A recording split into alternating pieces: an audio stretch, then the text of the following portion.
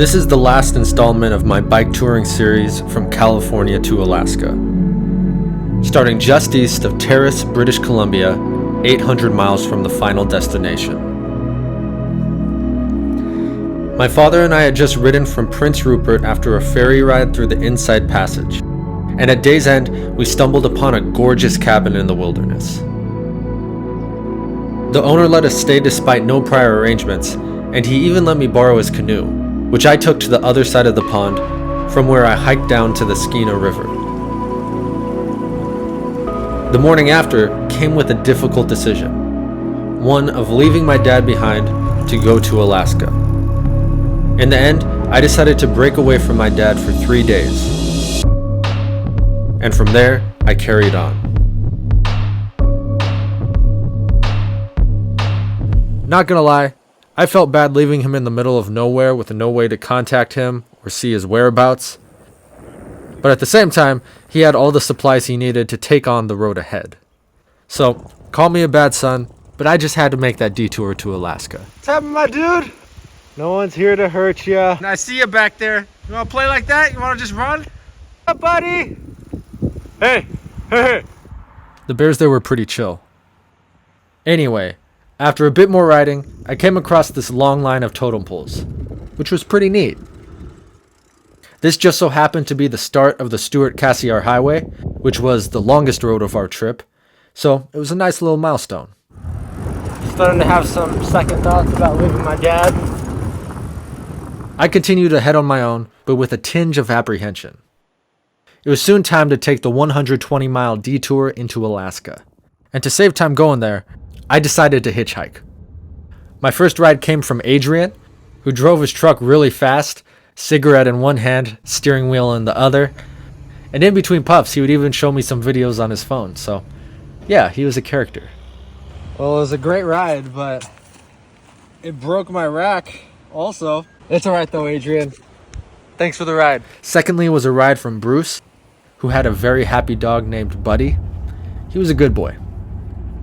And then I was on to Stewart, British Columbia, from where I pedaled into Alaska. Just take a second and look at this border crossing. In Canada, and now in Alaska. Easiest crossing ever. The mantra of Stewart, British Columbia and Hyder-Alaska is 2 countries, 1 community.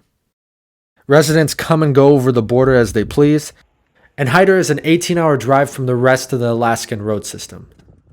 The community routinely receives 20 or more feet of snow every winter, and there's a real frontiersman feel to the place.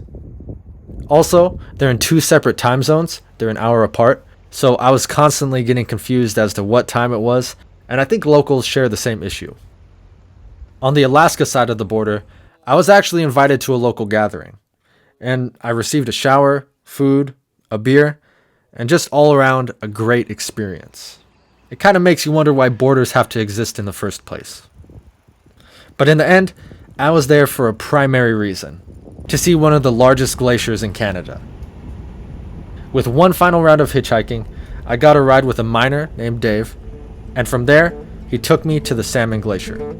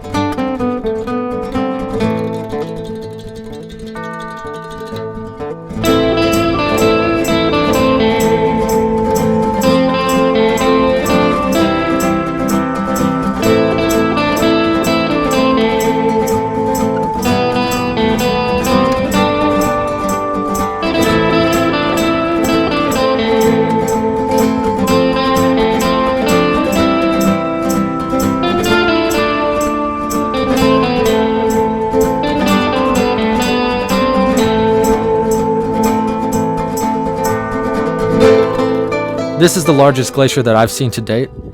I spent 3 hours staring into the icy river, and the surrounding mountains are just breathtaking. One man even let me borrow his binoculars to see in more detail. Thanks, dude.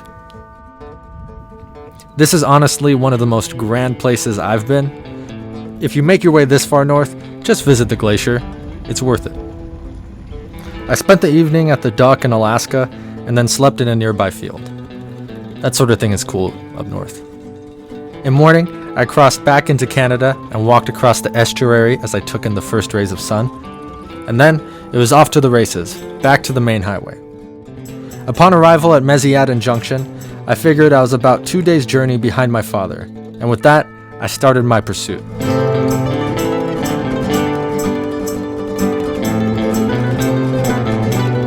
Before long, I ran into a couple tours, cyclists going south, and they said they'd seen my dad a while back, and that he was struggling with water and feeling a little dehydrated, so he isn't too far ahead, I don't think, from what they said, so try to catch up. My dad had had dehydration issues while I was away. The temperature range in Fahrenheit during these days was between 85 and 93 degrees, and his slower pace, it meant that he was closer than expected. I think that's my dad. Not my dad. I rode until 10 p.m., figuring that my dad couldn't be too far ahead. That night, a bear came within 5 feet of my camp. And then in the morning, I was informed by a man driving by that he had seen my father about 15 miles back. Having overshot him, there's nothing left to do but wait.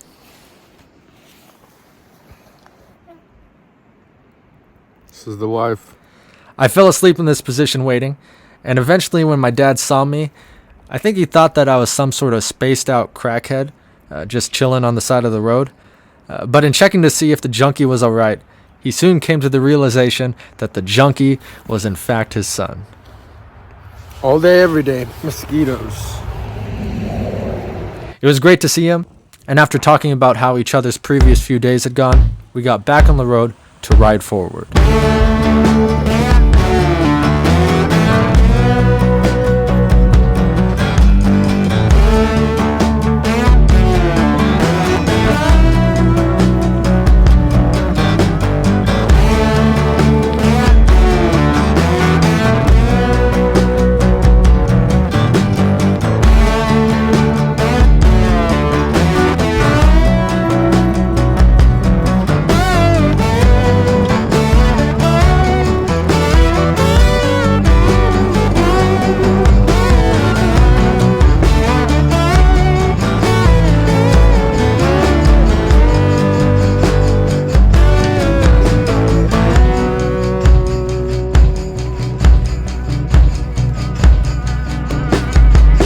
Now we're in the Yukon Territory. We were through with British Columbia after 1,000 miles of riding. That last musical interlude covered about 300 of those miles, all of which were on the Cassiar Highway. You know, a lot of times when I come home from trips like this, people will ask, "How was it?" Which is kind of like asking, "How was your month?" A lot can happen in that long a time. But I would say these 300 miles offer a fairly accurate synopsis of this trip. Time to rob a bank. We saw bears. We saw a moose, mountains, rivers, and streams. The days were hot and 20 hours long. And an old man lured me into stacking boxes for him with a bowl of ice cream. That was pretty interesting. We also passed through Jade City, which, surprise, surprise, had a jade mine nearby, super cool rocks. And just down the road is Good Hope Lake. The water there is full of turquoise hues. It was super pretty. If I had had time, I would have swam there. Lastly, we came close to a wildfire on the last day on the Cassiar. The air quality was quite thick in some places, but with it being solely a wood fire, it didn't have the same danger for particulates in the air as if it had been burning man-made objects. Also, I didn't really mind that one day of smoke. Some of the shots that we were able to get were pretty awesome.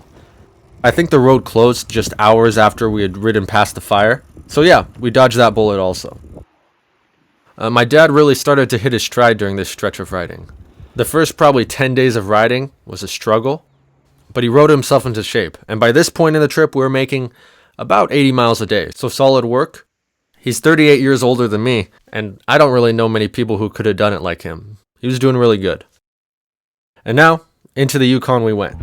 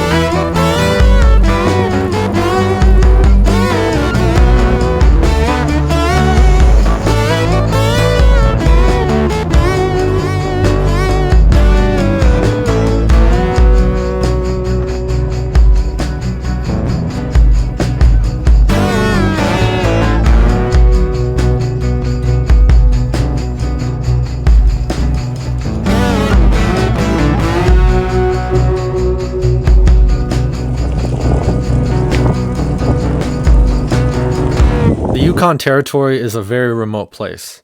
It's home to only 40,000 people, which is 1,000 times less than my home state of California. So yeah.